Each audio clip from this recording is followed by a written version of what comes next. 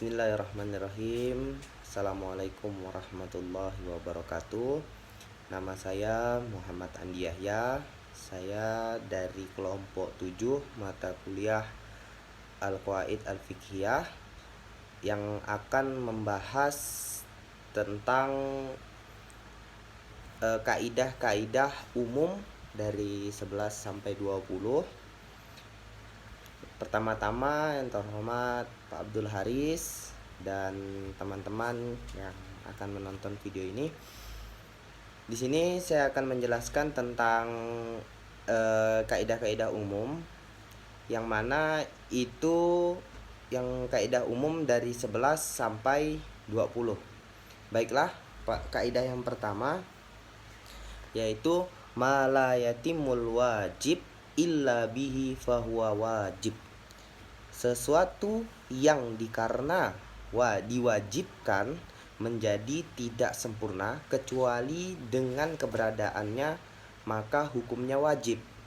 Contoh kaidahnya, wajib membasuh bagian leher dan kepala pada saat membasuh wajah saat berwudu. Wajibnya membasuh bagian lengan atas dengan betis pada saat membasuh lengan dan kaki. Kemudian contoh selanjutnya, wajibnya menutup bagian lutut pada saat menutup aurat bagi laki-laki dan wajibnya menutup bagian wajah bagi wanita. Baiklah, selanjutnya di sini pada kaidah kedua, ma haroma isti'maluhu haroma ittihaduhu. Nah, di sini perkara yang haram digunakan, haram juga mendapatkannya. Nah, perkara yang diharamkan baik haram dimakan, kemudian haram dipakai ataupun haram diminum. Nah, haram juga mendapatkannya. Nah, kata mendapatkannya dimungkinkan dengan usaha dan upaya yang dilakukan, atau bisa juga berupa pemberian dari orang lain, atau bahkan membiarkan yang haram tersebut tetap berada dalam kekuasaan kita, seperti menyimpannya, kemudian menyimpannya. Karena itu haram mendapatkan alat permainan yang melalaikan, babi, khamar, kemudian sutra bagi laki-laki. Nah, apa saja yang haram dipakai, haram juga membuatnya. Dasar kaidah ini dalam sabda Rasulullah SAW yang diriwayatkan oleh Al-Bukhari dan Imam Muslim, wa man waqa'a fi istibhat waqa'a fil haram. Barang siapa yang jatuh pada perkara syubhat, maka jatuh pula pada hal yang haram. Contohnya, haram membuat bejana dari emas dan perak, karena dari membuatnya mungkin sekali-kali akan memakainya. Nah, dari kita membuat, kenapa sih bejana itu dikatakan haram? Ketika kita membuat bejana, nanti bejana itu kita simpan, mungkin sekali-sekali bejana itu akan kita pakai walaupun dalam keadaan terdesak. Nah, kemudian akan tetapi yang mu'tamad, pendapat yang dapat dipegangi adalah makruh membuatnya, karena yang haram adalah memakainya. Nah, misalnya membuat bejana tadi itu makruh, tapi yang haram itu apa? Memakainya. Dan membuat tidak selalu memakainya. Karena itu sebagian ulama membuat kaidah ma hurima isti'maluhu kurriha ittihaduhu. Sesuatu yang haram dipakai, makruh membuatnya. Nah, kemudian pada kaidah yang nomor 13, ma harama akhdhuhu harama iqaihi. Nah, apa yang haram didapatkan, haram juga memberikannya. Kaidah ini merupakan lanjutan dari kaidah sebelumnya, bahwa sesuatu yang haram didapatkan menjadi haram pula memberikan kepada orang lain. Bila dicermati bahwa sesuatu yang haram mengandung kemudaratan, sehingga sesuatu yang logis jika membahayakan itu tidak dicari, bahkan tidak pula diberikan kepada orang lain. Sebab hal itu sama dengan memberikan kemudaratan baginya. Haram memberikan riba kepada orang lain, memberi mahar bagi pelacur, kemudian memberi uang sogo. Nah, apa saja yang haram diambilnya, maka haram pula memberikannya. Dasar kaidah ini adalah firman Allah Subhanahu wa taala dalam surah Al-Maidah ayat 2. Wala ta'awanu 'alal itsmi wal 'udwan. Dan jangan tolong-menolong dalam berbuat dosa dan pelanggaran. Contohnya dari kaidah yang nomor 13 tadi, ma hurrima akhduhu harama i'ta'ihu.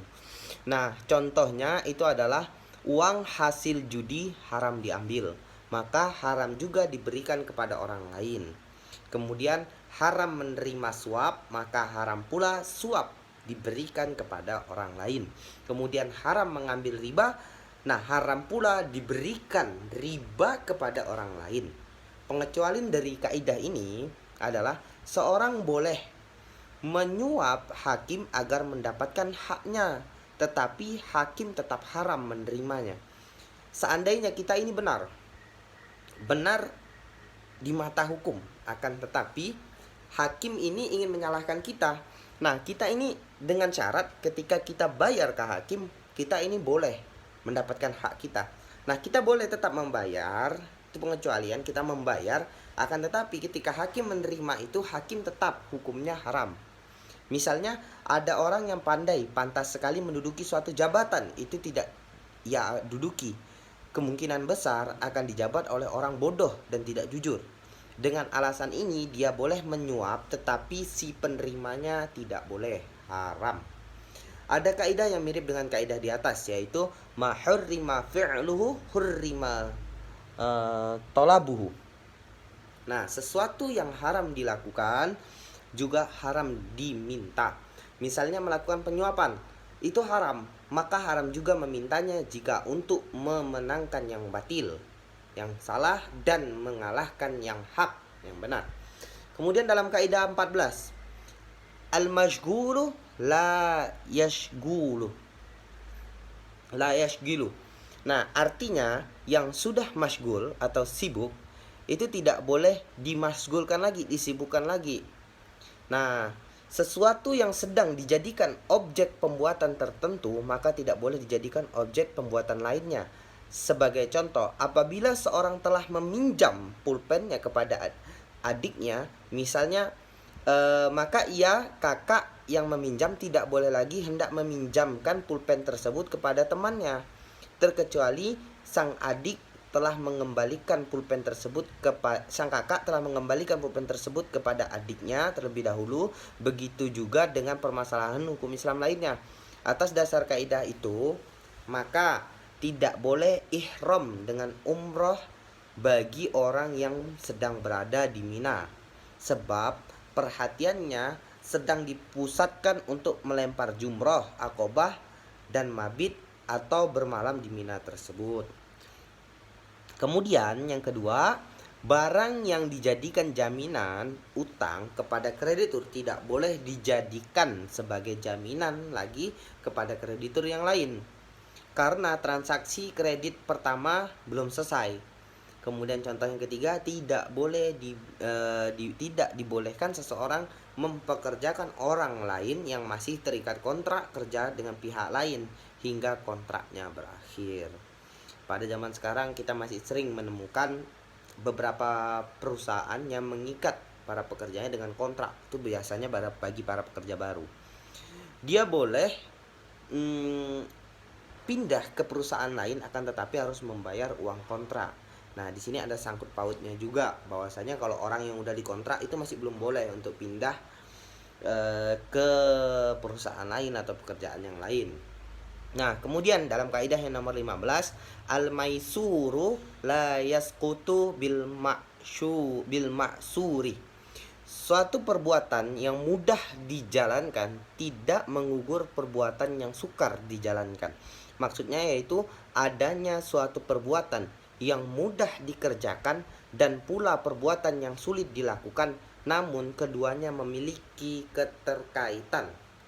Kalau kedua perbuatan tersebut sama-sama merupakan kewajiban, maka keduanya tetap dilakukan sedapat mungkin. Sebagai contoh, seorang suami berkewajiban memberikan nafkah untuk istri dan anak-anaknya, namun hanya mampu memberikan nafkah yang relatif sedikit karena pekerjaan hanya sebagai seorang buruh, maka berilah nafkah tersebut yang sedikit itu. Tidak berarti karena ia hanya bisa memberikan nafkah sedikit lalu ia boleh meninggalkan kewajibannya untuk tidak memberikan nafkah kepada istri dan anak-anaknya. Nah, kaidah itu mirip dengan kaidah yang sebelumnya, kaidah yang didasarkan sebuah hadis yang artinya apabila aku memerintahkan sesuatu, maka kerjakanlah menurut kemampuanmu. Dari hadis itu dipahami bahwa apapun yang diperintahkan oleh Al-Asy'ari, Allah dan Rasul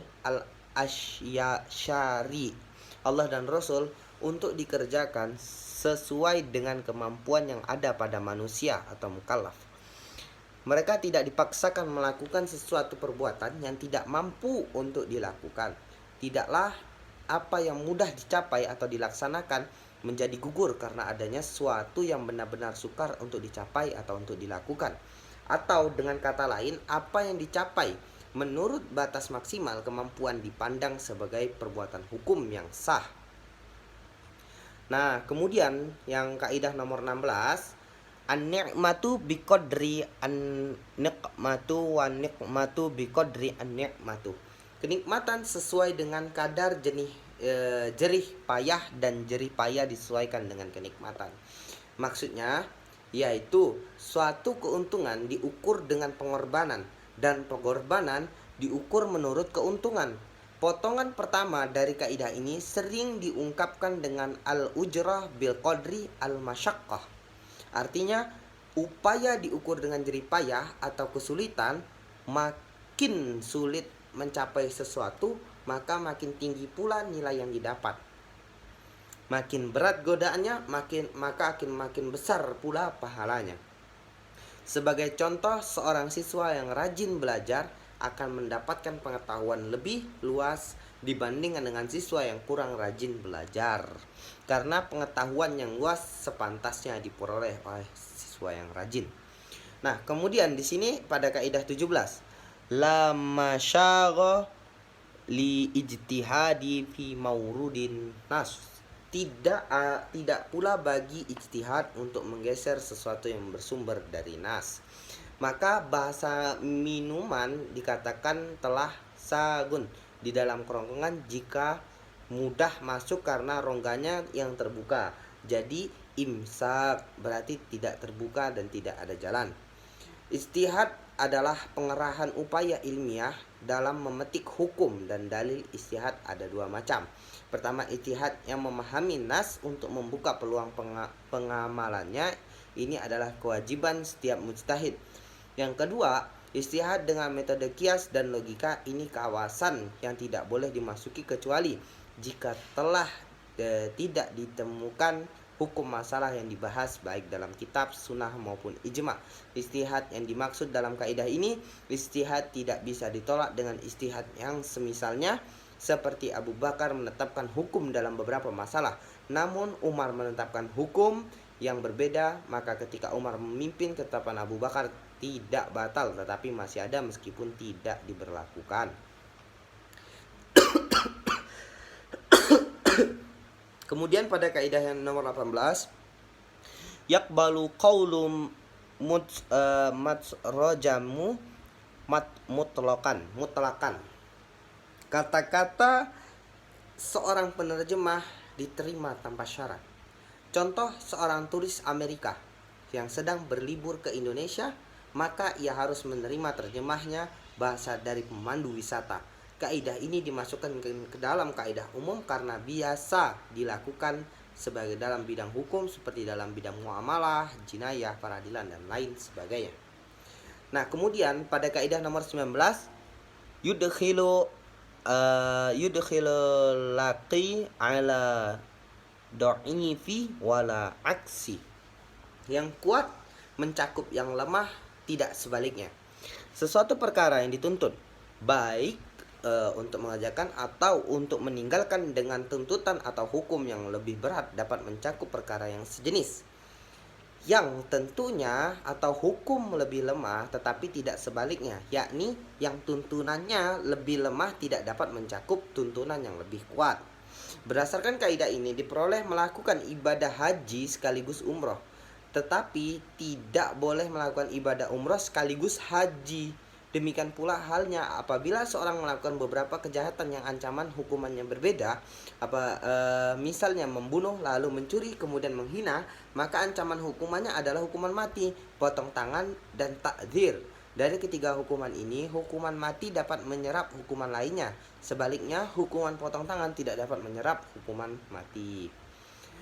Yang terakhir, yang ke-20, al-haqqan al-mukhtalifan la yatadakhalan. Dua hak yang berbeda tidak saling menyerap. Seperti diketahui bahwa di kalangan ulama dikenal adanya hak Allah dan hak alami, serta hak campuran di antara keduanya. Maka berdasarkan kaidah di atas, hak Allah tidak bisa menyerap hak alami, demikian pula hak sebaliknya. Contohnya, apabila seorang membunuh karena kesalahan, maka dia wajib membayar diat dan wajib juga membayar kafarat. Nah, dia adalah hak alami sedangkan kafarat adalah hak Allah, maka diwajibkan melaksanakan keduanya karena keduanya tersebut adalah hak yang berbeda. Nah, mungkin ini penjelasan dari saya. Sebelumnya saya mohon maaf kepada Pak Abdul Haris apabila ada kekurangan kata-kata atau ketidakjelasan dari penjelasan saya mohon maaf. Kesalahan hanya datang dari saya dan kebenaran hanya datang dari Allah Subhanahu wa taala. Mungkin ini presentasi dari kelompok 7. Saya sendiri dari kelompok 7 Muhammad Andi Aya, NIM 1822014. Mungkin ini dari saya. Assalamualaikum warahmatullahi wabarakatuh.